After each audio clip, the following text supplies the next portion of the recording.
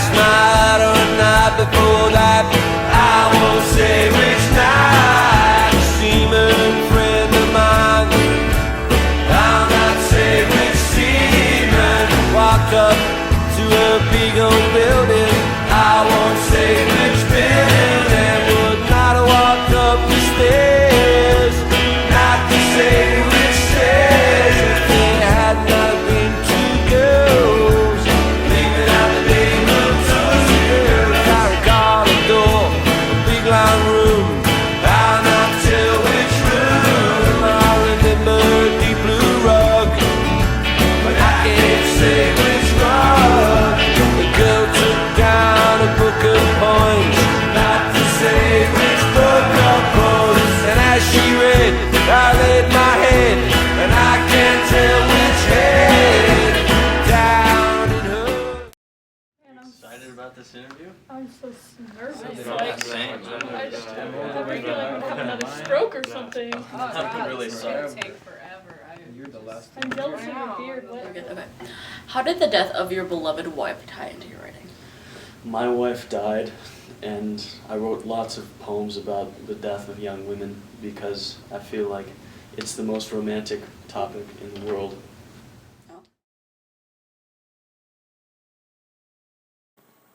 Edgar Allan Poe married his first cousin in 1835 when he was 27 and she was only 13. Although Poe was romantically involved with other women, Virginia Clemm was his only wife, and he was largely committed to her. They were married for 12 years. Poe and Clemm moved from Baltimore to Philadelphia to New York due to Poe's not being able to hold the job for very long. Eventually, she died in 1847 due to a worsening case of tuberculosis. Would you say that the North is far more literate than the South? I'd say so, yes. How was being a rare literate part of the side of the South result into your alcoholic addiction? Well, I was born and raised in Richmond, Virginia, but I also lived a lot in the North, and I was exposed to poetry at a young age. So I suppose I would say that I'm not quite a Southerner, but living in the South made me realize that I'm surrounded by idiots, and so I turned to vice for pleasure. Would you say that your gambling addiction and your alcoholic addiction tied in together? I'd say that I like being spontaneous, and that I think that both are powerful ways of expression. Why did you cheat on your wife if you loved her so much and you wrote so many poems about her? I don't think that cheating on my wife makes our love any less substantial, but I did have a string of romantic poetry exchanged between me and Frances Osgood. So you didn't love your wife enough to stay loyal to her? Well, that's debatable. I definitely wrote a lot of poems about her after her death. After she had died, because the woman you cheated on her with killed her. So would you say that your interaction with this woman is the reason your wife died? So are you saying that you are the reason why your wife is no longer here? I don't think so. We liked each other. You liked each other enough to get, married and a commitment. This into a interview is over. relationship. It's done. Out. Sassy. Poe was viciously critical of his contemporaries. Oftentimes he demanded the work of other lesser poets be withdrawn from publications in which his work was also included. It earned him a reputation of being hated. In fact, his obituary was written by his long and bitter rival who slandered him and affected the public's perception of his work. What inspired Leaves of Grass? Leaves of Grass is a collection of poems that are loosely connected, and it explains my celebration of philosophy and humanity. In the news, we've heard that you've had quite a few health problems. How did your stroke affect your career and your writing? Yes, my stroke of 1873. You see, in that time, I was going through a lot of health issues, as well as my mother, and she died 4 months after my stroke. And I think in that downtime, I had a lot more time to write Leaves of Grass.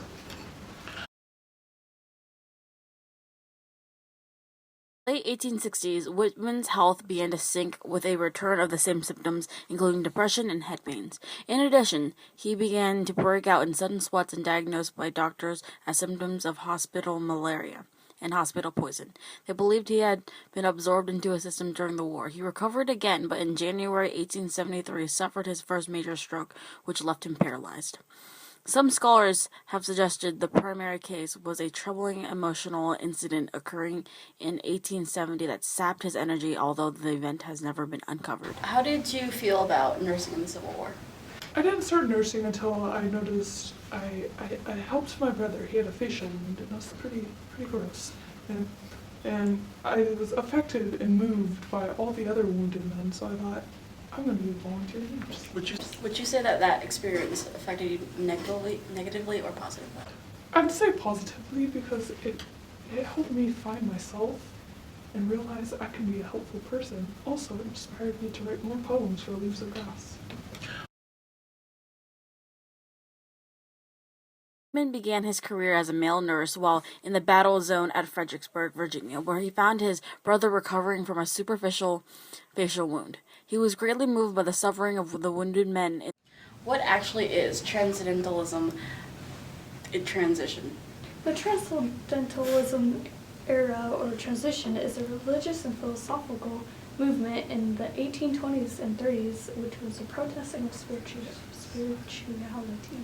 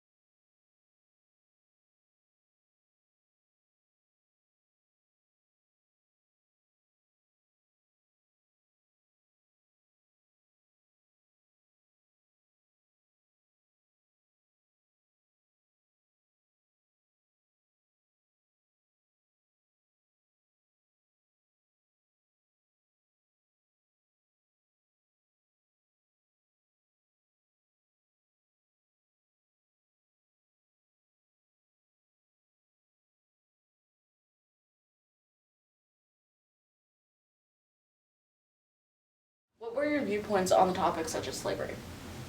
So I grew up in Missouri, which is a slave state. My father was a judge and I had an uncle. He owned about 20 slaves.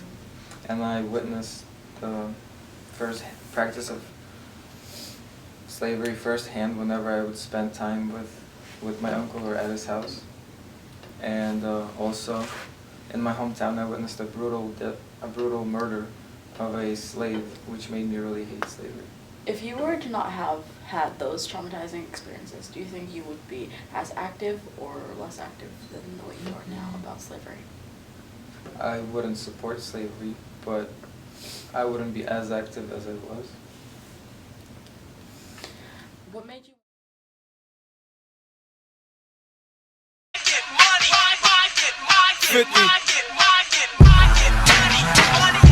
I get it.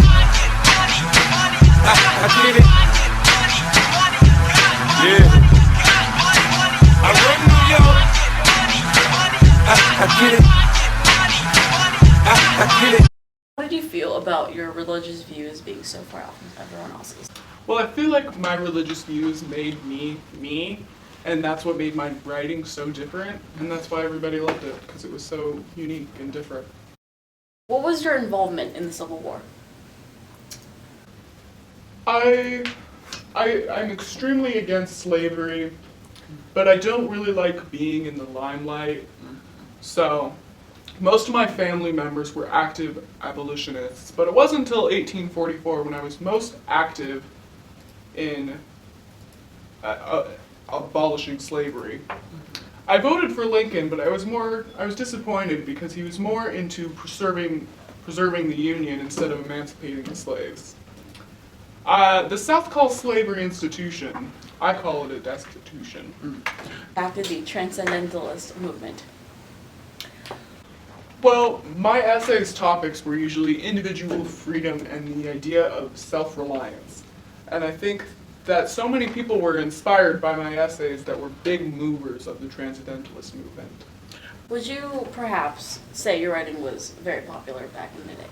Would you perhaps enjoy the fact that readers nowadays are still looking at your artwork? I do enjoy that a lot. I did not really expect that at that time, but looking at it now, yeah, it makes a lot of sense. That's pretty awesome. How did the burning of your house affect you?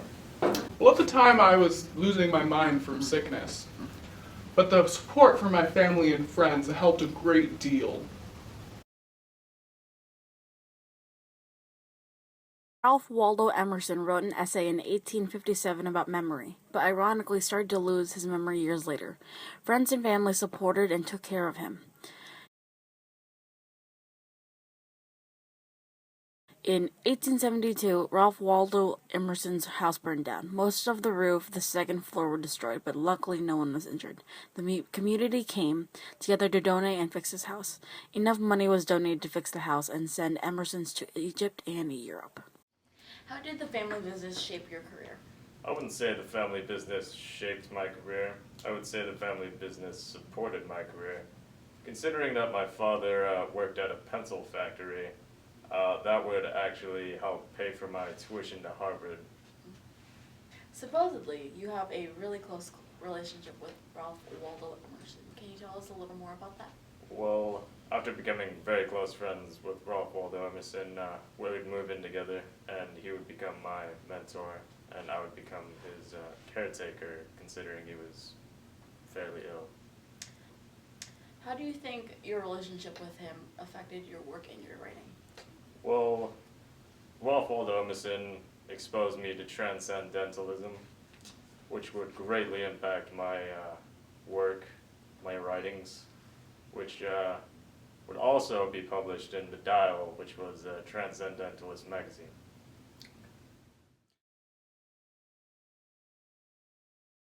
David's Where I Lived and What I Lived For, he once mentioned. I went to the woods because I wished to live deliberately, to front only the essential facts of life, and to see if I could not learn what it had to teach, and not, when I came to die, discover that I had not lived. I did not wish to live what was not life. Living is so dear. Later in your life, you moved to the shores of Walden Pond. How was that? Well, after moving to Walden Pond, I embraced the nature of the experience, so that led to the writing of Life in the Woods. And after writing Life in the Woods, I would also run into some tax collectors, but I didn't want to pay for that, so I was in jail for a night. And that experience actually led to my writing of Civil Disobedience, which is one of my greatest and well-known works. On July 23, 1846, Henry David Thoreau briefly left Walden Pond for a walk into town and found himself in Concord jail for refusing to pay his poll tax. This new perspective on Concord later helped develop one of his well-known works, Resistance to the Civil Government, which would later be known as Civil Disobedience. During this work, he described his experience by saying, "It was like traveling into a far country, such as I had never expected to behold. To lie there for one night. It seemed to me that I had never heard of the town clock strike before, nor the evening sounds of the village, for we slept with the windows open, which were inside the grating. It was to see my native village in the light of Middle Ages, and our Concord was turned into a Rhine stream, and visions of knights and castles passed before me."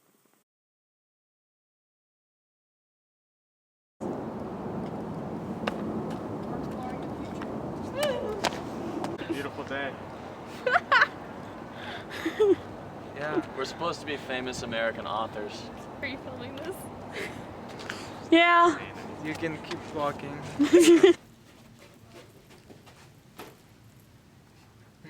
Dude, it zooms. It zooms. You recording? Woo! Wait. Okay. Affected and moved by all the other wounded men, so I thought, I'm gonna move. Oh God.